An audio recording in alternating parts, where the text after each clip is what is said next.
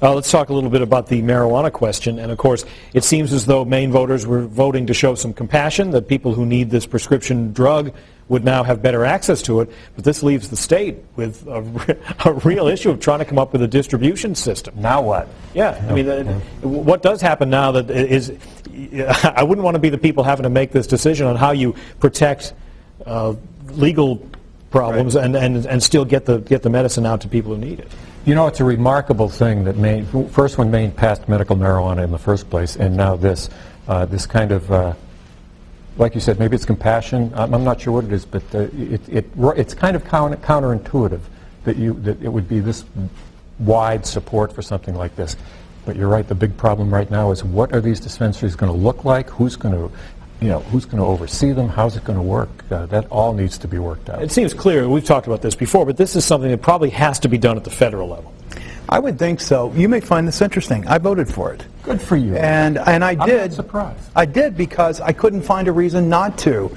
We support methadone, which is, I know, for a lot of different addictions, but clearly heroin is one of the reasons people get on methadone. We clearly legalize alcohol. I've never smoked marijuana, as we talked about last week, Pat, but I just couldn't figure out why this was such a bad thing, and no one gave me a good reason. But of course, the next step in a lot of people's minds is full legalization. I mean, I presume that's going to be the next battle we have here. Yeah. Well, California is trying to do that now. You know, it's funny because it's kind of a social pendulum kind of thing, and in many ways it's similar to what's happening with equal rights for gays and lesbians, same-sex marriage.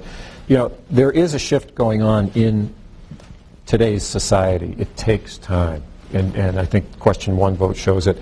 But marijuana is the same thing. There is clearly a changing of thought around marijuana, and I think ultimately down the road we probably will be looking at legalization proposals. And as a practical matter, we've got states looking at the idea of making some money on this.